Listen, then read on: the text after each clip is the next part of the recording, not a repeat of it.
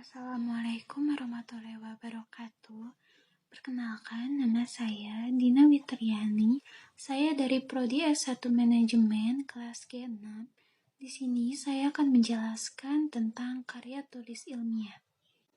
Karya ilmiah menurut para ahli. Yang pertama ada Broto Wijoyo. Menurut Broto Wijoyo, karya ilmiah merupakan karangan ilmu pengetahuan yang menampilkan fakta dan dibuat dengan menggunakan metodologi penulisan yang baik dan benar. Dan yang kedua, ada Eko Susilo M. Menurut Eko Susilo M., karya ilmiah merupakan suatu tulisan ataupun karangan yang didapatkan sesuai dengan sifat keilmuannya dan didasari dari berbagai hasil pengamatan, penelitian, dan peninjauan terhadap bidang ilmu tertentu, yang disusun dengan menggunakan metode tertentu dengan memperhatikan sistematika penulisan yang baik dan santun, serta dapat dipertanggungjawabkan keilmiahannya. Dan yang ketiga, menurut Jonas, karya ilmiah merupakan karangan ilmiah yang ditunjukkan untuk masyarakat tertentu ataupun profesional yang biasanya bersifat karya ilmiah tinggi. Sedangkan menurut Kamus Besar Bahasa Indonesia atau KBBI, karya ilmiah adalah karya tulis yang dibuat dengan prinsip-prinsip ilmiah berdasarkan data dan fakta atau observasi, eksperimen, dan kajian pustaka. Selanjutnya ada jenis-jenis karya ilmiah. Ada 7 jenis karya ilmiah. Yang pertama ada makalah, yang kedua ada artikel, yang ketiga ada kertas kerja, yang keempat ada paper, yang kelima ada skripsi, 6 tesis, dan 7 disertasi. Yang pertama makalah. Makalah merupakan karya tulis bersifat ilmiah yang pembahasannya difokuskan pada suatu masalah tertentu telah melalui proses penelitian, observasi, dan riset lapangan secara benar dan aktual. Pembahasan isi masalah dalam makalah berhubungan dengan suatu mata kuliah atau bidang spesialis tertentu. Sedangkan artikel merupakan sebuah karya tulisan yang berisi pendapat mengenai fakta, fenomena, data, hingga kejadian tertentu yang ditulis menggunakan bahasa ilmiah.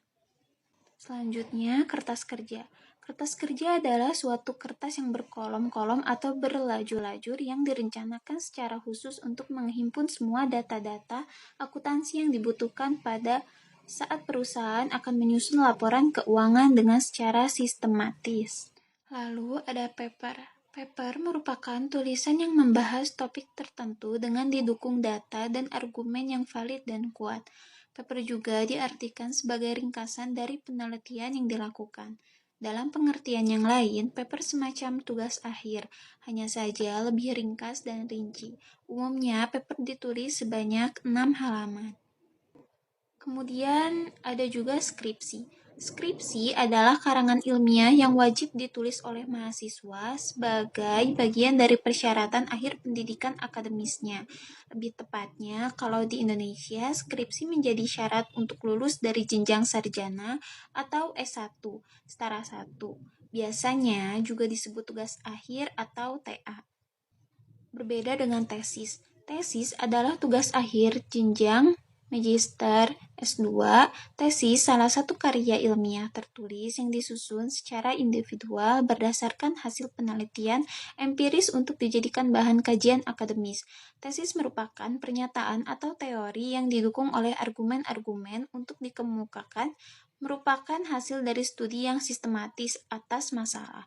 Tesis mengandung metode pengumpulan, analisis, dan pengolahan data, dan menyajikan kesimpulan serta mengajukan rekomendasi.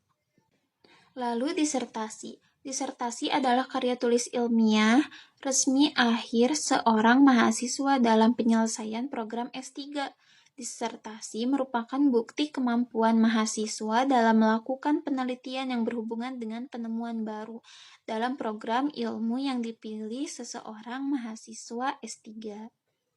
Sekian video penjelasan karya tulis ilmiah dari saya. Terima kasih telah menonton video saya dan mohon maaf apabila ada kekurangan. Wabillahi taufiq wal hidayah. Wassalamualaikum warahmatullahi wabarakatuh.